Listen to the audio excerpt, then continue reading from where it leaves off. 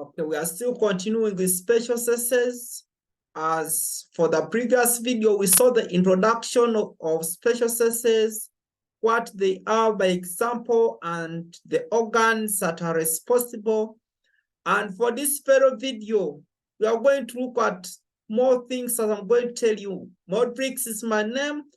Share that YouTube channel with your colleague so that can get more information that you are going to be sharing with you. So as for this very video, we are going to look at the physiology of hearing. And this will mean we are going to look at how does an individual come to start hearing what is taking place. How does it start? And here we go. We are looking at the physiology of hearing. And we are saying, whenever sound is produced in the environment, there must be a sound wave that is going to be produced. And this is why I say that every sound produces sound waves. You can call them vibrations. And these vibrations that have been produced in the air will now travel. They are now traveling in the air at about 332 meters, which is 1,088 feet per second. And as they travel, we are looking at the next point. What happens if now sound is being produced? Now it has formed sound waves and it is traveling at this 332 meters. The auricle, because of its shape, concentrates the waves and directs them along the auditory meatus, causing the tympanic membrane to vibrate.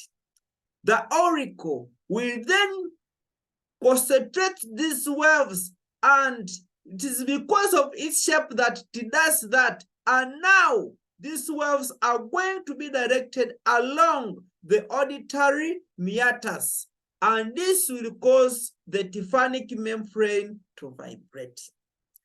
Now, once there is vibration, the tympanic membrane, what happens next? We are saying tympanic membrane vibrations are transmitted and amplified through the middle ear by movement of the ossicles. Now, there is transmission and amplification of these waves by the middle ear, and we are saying this through the middle ear by the movement of the ossicles. At the medial end of the foot plate of the steps rock to and from in the upper window, setting up fluid wave in the pre-leaf of the scalar vestibule. We're saying as now the vibrations are moving to and from in the tympanic membrane, it will move at the medial end of the steps of foot. It will move at the medial end of the foot plate of the steps rock to and from in the upper window, setting up fluid wave in the perileaf of the scalar vestibule.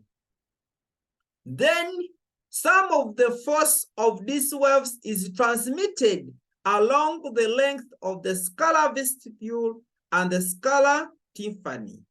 But most of the pressure is transmitted into the cochlear duct. And this one is now going to lead to the nerve that's going to carry these waves to the brain. And we are saying once now they are transmitted into the cochlear duct, this causes a corresponding wave motion in the endoleaf, resulting in a vibration of the basilar membrane.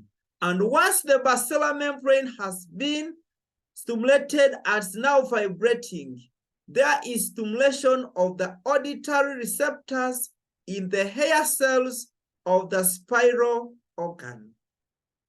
Afterwards, the nerve impulses are generated and they pass to the brain in the cochlear or auditory portion of the vestibulocochlear nerve. And this is the cranial nerve 8, vestibulocochlear nerve. It has now received the impulses, and now they are being taken by this vestibulocochlear nerve to the brain.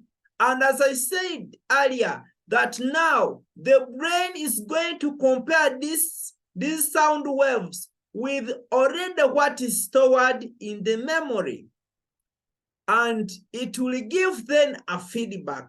So I'm saying the fluid wave is finally expanded into the middle ear by vibration of the membrane of the round window. And once the round window has vibrated, now the vestibulocochlear nerve transmits impulses to the hearing area in the cerebrum, where sound is perceived, and to various nuclei in the pons and the middle brain. And now the brain interprets this sound, and after interpreting the sound, it will give feedback, and someone will be able to know what has been happening. Ideally, in brief, once sound is produced in the environment, sound produces sound waves.